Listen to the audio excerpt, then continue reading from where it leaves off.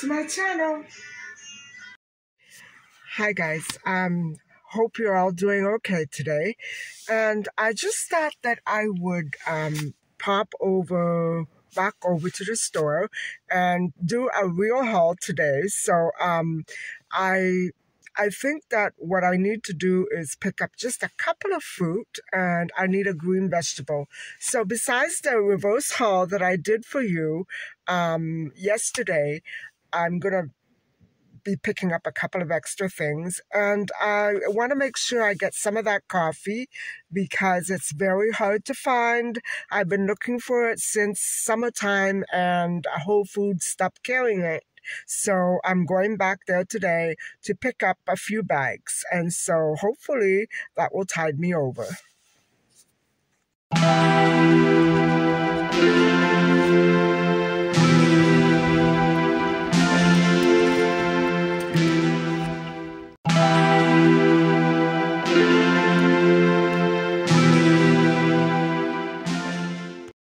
So guys, I'm trying to find a spot where I can sit and talk to you, but the sun is right on my face. It's burning, and that's why I wish that my state would change the laws to match the rest of Canada about tinted glass windows. I can't handle the sun. It's really piercing down on my eyes and skin, and so it makes it uncomfortable to look up. And I have to tell you that when I remember the other day I told you I went back to a little bit of protein because I couldn't warm up or I couldn't sleep, and I thought it would be related to my lack of protein.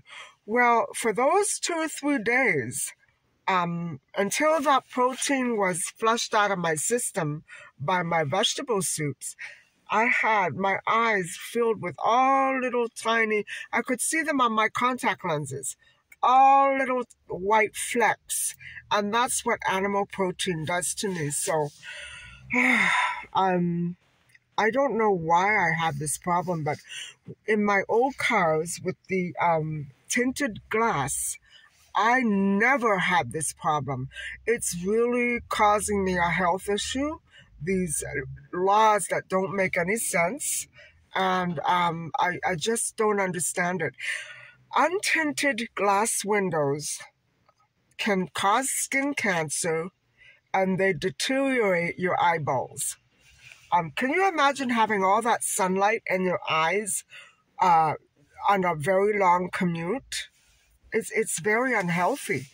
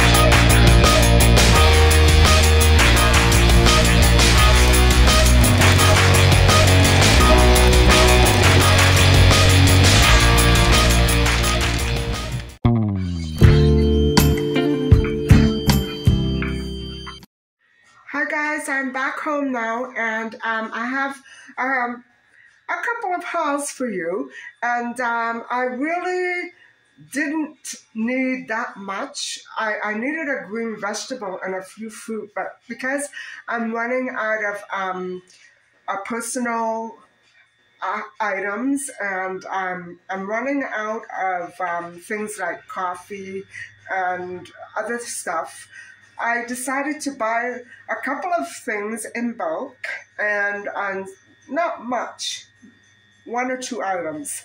And the rest is just, weekly stuff. But I don't really shop much in the winter, and this for me is a bit of a shock. But because I found the coffee, I decided to go ahead and get as many as I thought I would need. And so let me flip the view, and I will show you what I got. So guys, as you know, I did calculate $50.55 yesterday for just one of these and these other items that I needed, like this one here and these two right here. And so what I decided to do was, because I needed coffee, I decided to just get a few in bulk. And these were basically all the ones I believe that there were on the shelf, unless they were hiding way up high.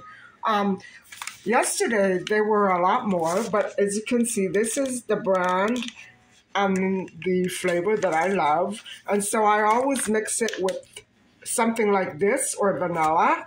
And so this is a perfect blend, I'm telling you. I love having this in the morning, sometimes with a little cinnamon or vanilla. It's perfect. And so these were $12.97, and these were $6.35, I believe. So it added up. And then I got my primer, my huge bottle of liquid plant food. Boy, oh boy. And then I did pick up my Islands liquid, which cleans and lubricates. And then, guys, I did buy some fruit, but I didn't find an awful lot there. I bought green grapes, and I bought some green apples. And I would have picked up the strawberries, but they weren't very good. And so I'm going to let that go for this week. I bought some medium firm tofu, which I'm going to mix with red beans. And I'm going to see if I can get my protein from that. And I bought an eggplant. I bought some more of these, of course. And that's it for Walmart. And hold on, and I will total that up for you. Guys, the total that I spent at Walmart was $106.75, and I think that's too much, but it was the coffee that was expensive. I didn't even buy cat food. It's too much. Like, I went overboard. I went overboard. It's too much. And so, but I did get the tofu. I'm glad about that, and I found the coffee. So for a while, I'm going to be okay. I really dislike buying in bulk, but the way that this city does things in the stores, I have no choice. I probably it'll be another year before I find the coffee again, because did you see last night the shelf was full. Today there were 3 left, and I got there early. I got there before 2. I got there early enough, you know what I mean? But still, it wasn't that early. Okay, so then I swung over to get a green vegetable because I just couldn't find a green vegetable at Walmart. So I swung over to my local grocer, and I bought some more. I'll show you what I got, okay? Hold on. So guys, I did pick up a couple more of these OXO cubes, and I got some blueberries. I considered buying strawberries there, but even though they were beautiful, they were around $10, $11. So I decided to just, leave it for now. And I bought a couple of oranges, and my favorite green vegetable, rapini. I hope I don't turn into one of these vegetables soon. I just can't stop eating them. I'm eating approximately a quarter of a bunch a day, and I still have more in the freezer, but they were about $2.99 per bunch, or three something. And so it's not that bad. It wasn't that bad. And so there you have it. That's my haul. And hold on. The other things were $23. No, actually $15.88. So add that on top of 106, and there you have it. I think I bought too much. I think without the coffee, this would have been a reasonable haul, but I made it very unreasonable, didn't I? But that's what happens when you have to buy in bulk. You're forced to buy things that you can't find. That's how a lot of stores make money too, by withholding items and then putting it out when people least suspect, and or maybe are not in the spending mood, and then you have no choice but to pull out more money and get it. So that's kind of sneaky, but at least I have my coffee. So everybody, I'm going to put away the groceries, and I'm going to just settle down for a little while. I want to make a special recipe with red beans and tofu. And I know that in Asia, that's a very popular combination. And so I have to try something. I'm in the mood for that tonight. And so maybe I'll just settle down with a glass of water and a fruit, look through some recipes online and see if I can find something. In the meantime, I hope everybody out there is having a great night or a great day. It was a beautiful day. And you know, I guess I should take a minute or two to explain. You know, I wanted to vlog a little more, but you know, it so happens that as I said before, I cannot abide the bright lights of the sunlight, you know, in my eye. I've been warned about this by eye doctors, at least two before this. And they explained to me that when the eye is too exposed to the sunlight for too many hours, it can damage the outer layer and cause little cuts and ridges. And I know that as soon as I go into a store, to make matters worse, with the heat, all these particles bombard my eyes, and I have to pull out my lenses, or even without lenses, it gets very, very bad. And so I don't know what to do. I don't know what to do because it's very, very uncomfortable. And it got to the point last year where I could not go out during the day because of the bright, bright, bright sun in my face for all those hours. I couldn't take it. It's very, very uncomfortable. I do have dark sunglasses, but I suppose it's the glass from my car, and it's got nothing to do with the sunglasses. I'm not used to all that sun on my skin and my eyes. It's really uncomfortable, and I almost hit something, a curb when I was in the parking lot because I had to go like this. It was so bright, guys. It was so bright. They need to do something about the glass in the car windows, because people like me, I drove fine for 15, 20 years with dark glass. Then I couldn't do it anymore, so I had to change my glass, and now I can't drive properly because the sun is blinding me. It's hurting my eyes. It's making them burn. And then plus I have that thing with the central heat, that all these particles, I can literally see them moving like little tiny fibers. Very uncomfortable, guys. So I'm going to give my eyes a little break and put these things away and go relax. So guys, I've been busy on two things. Working out the portions for protein using tofu and red beans. And then I'm working on my dinner, which includes a green vegetable and 2 or 3 boiled potatoes. And that's not my protein, though. For protein, this is what I haven't been doing, guys. I haven't always been having protein every day on the starch solution. So getting down to the brass tacks of this diet, I really know very little about it.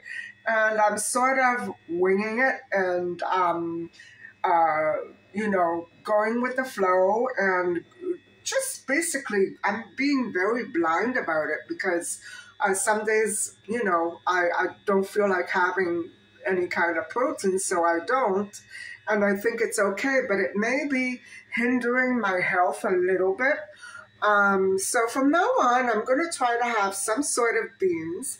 And remember when I was saying last night that 1 cup of protein, whatever it is, should be enough for the entire day. Well, I'm going to let you have a look and see what 1 cup of protein looks like. Hold on. There you have it. That's 1/2 a cup of tofu and 1/2 a cup of red beans. And it looks sufficient to me. And so in this can, you will get 4 days worth of kidney beans. So I guess, when I was on the other vegetarian program, I was doing the same thing. I was having 1 can of beans or 2 per week, a little every day. So it works out, doesn't it? And so if you don't want to have tofu, or you don't want to have meat or seafood, whatever, you can have an entire, a 1/2 a cup, I should say a whole cup of kidney beans or chickpeas or tofu. You don't have to mix them as long as it's not too much over 1 cup. Now, I'm not saying that it's forbidden and fatal if you have more than a cup of protein. That's not what I'm saying. What I'm saying is those are the guidelines that are provided by North American standards. So how much is a 1/2 a cup? Well, that's 1/2 a cup right there. And you don't want to be using the liquid measure for beans because it differs. It'll differ. So you can get 4 of these in 1 can. And see how many are left over for the rest of the week? And in that 1 package of tofu that I cut a 1/2 a cup out of, this is how much I have left. Look, guys, they're exactly equal. 1 package of tofu and 1 can of beans will last you 4 days if you mix them or if you eat them separately. It's just an example. So one can of pinto beans or lima beans, whatever have you, it's the same thing. It's the same, provided it's the same size of a can. This is the can that I'm going to show you. Hold on. 540 milliliters. So 19 ounces. Well, that should give you a pretty good idea of how much you should be eating on a daily or weekly basis. Mind you, these are very hard to digest and break down if you eat an awful lot of them. So 1/2 a cup to me sounds pretty good. It's very manageable for your stomach. And so I love kidney beans. They're so tasty and they go well with so many different kinds of foods.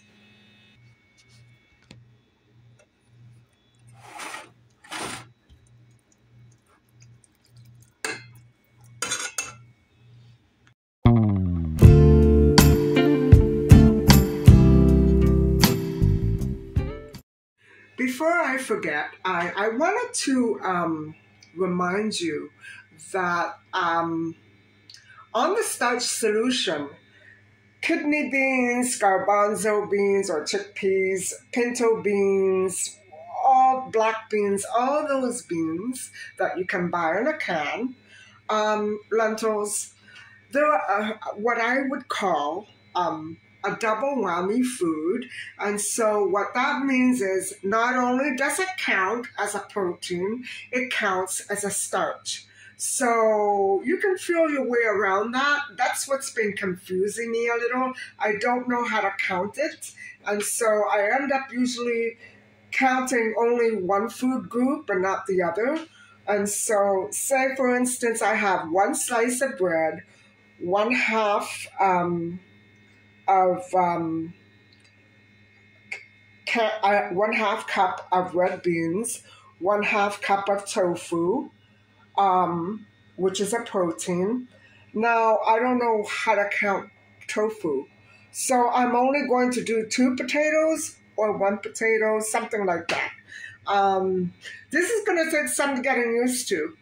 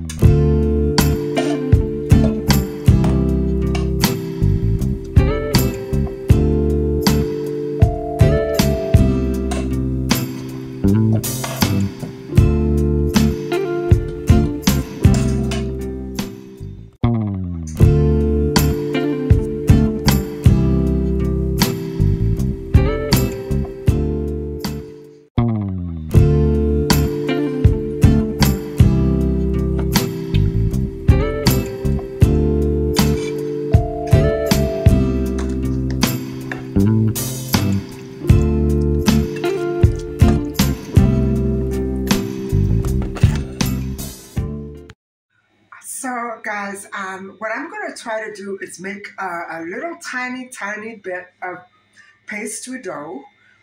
Just the regular way that I would make bread dough, no yeast. And I'm going to pop that on top of the pastry dough, that filling that I just showed you, and I'll put it in the oven for a while, and we'll see what happens.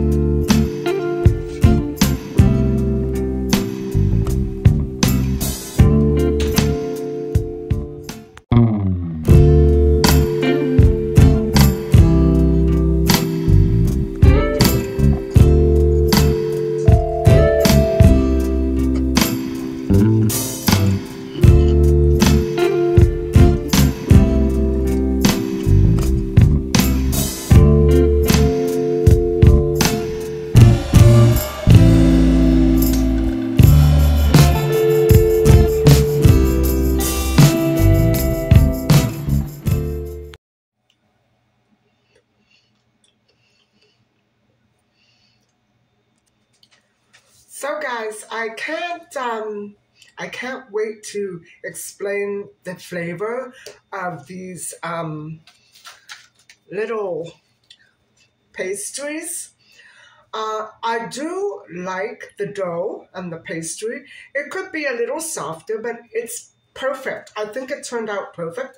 And so I used a combination of whole wheat flour and chickpea flour. I'm going to link it below just in case you're interested in maybe improvising or trying this one. I have to say also that the filling, which is tofu and red bean, it leaves a little to be desired in terms of spices and herbs. I just put a little salt and that's it. But I think that, you know, once you play around with the flavors, tofu is very bland tasting. And so it's pretty plain, let's put it that way. But I do like the pastry. The chickpea flour really turns out well. But you can use any flour that you want, I'm pretty sure. I didn't put any sugar in this particular mixture. And the thing is that you can make this with any kind of filling that you want. For instance, chickpeas. I used red beans. You can use black beans. You can use lima beans. You can use green peas, squash. You know what I'm saying? You need to know exactly what you like. I'm still experimenting with the foods that I've never tried before. And now I have something for tonight's snack. I had my 2 potatoes and I had my green vegetable. And so this would be the rest of my starch and my protein. Guys, I like the taste of it. It's very interesting. And I can't believe that I actually like something well enough to try and do it again because I have so many beans in my pantry. I want to try all of them with this recipe. And so I can't begin to tell you how itchy and sore and burning my eyes are. I don't understand it. It feels like I have a pound of sand in there, and my eyes really suffer at this time of year. I can barely look at the lens, so excuse the way I look, excuse the expression on my face. Oh, they hurt so badly. But anyway, yesterday we talked about portion sizes. And we also talked about different types of proteins. And so obviously tonight I abstained from animal protein and I went to the plant-based proteins. These are the proteins that I always feel more comfortable with. However, I'm not a pure total vegetarian. I do eat animal protein and seafood from time to time. And I crave it. I crave it just the same way that I crave French fries and milkshakes. I crave animal protein. And so, today I tried to show you some of the better ways of dealing with portion sizes when you're going after commercial foods on the shelf. When I say commercial, I guess I don't mean processed foods. I mean like canned beans and tofu. And I guess you could throw in other types of foods as well, like the organic frozen dinners that they have in the frozen section. It's all a matter of knowing what you can eat and what you shouldn't. And guys, my eyes are so sore. Oh. Anyway, I have to stop the video for a sec. That's slightly better. I'm sorry about the dimness, but I can't have all that light in my eye. It makes it water. Something is definitely wrong, but I go through this every winter. And so anyway, as I was saying, I think it's just a matter of getting used to the foods that you want to eat on a daily basis, the foods that you know that you would love to eat, say on a vegetarian or keto or Weight Watchers diet, whatever you want. And for me, I know that I used to like to always repeat meals, and I still do that with my vegetable soups and my green vegetable, which is rapini with oxo cube and a little garlic and lemon juice. Every night I have that. I try not to overdo it though, because I like to mix it up a little, but I love rapini and I have to make sure that I cut them or else they do a number on my stomach.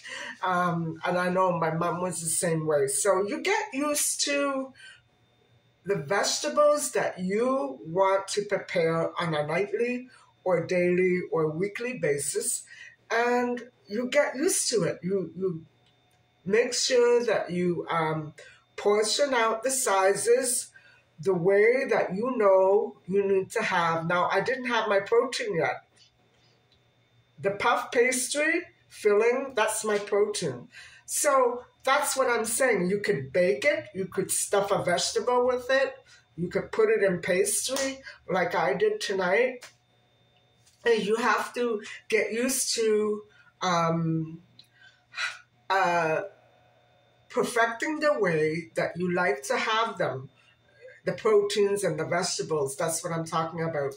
And once you get that all figured out and all worked out and all the variations that you can try, then preparing food is all the more interesting and fascinating and fun and easy and relaxing. Because when I first started the starch solution, I'm still learning about it. I didn't know how to approach it. I thought for sure that 4 potatoes a day couldn't be right, but it was. There it is in writing. But, you know, I have to still emphasize again, if you try to mix a lot of potatoes and starchy vegetables with, even if it's raw oil, I don't know. I definitely not frying, but maybe a little raw oil once in a while wouldn't be so bad. But you have to really be careful of how you mix your fats with your starches. If you have one and the other, you have to be very careful of the size of the portion and how it's cooked. Like, for instance, frying. Fried eggs, for example, are not good for you. A hard-boiled egg is, and it's still a protein. So that's what I'm trying to say. Make sure that the cooking method doesn't interfere with the requirements of the food program that you are following, and it should be okay.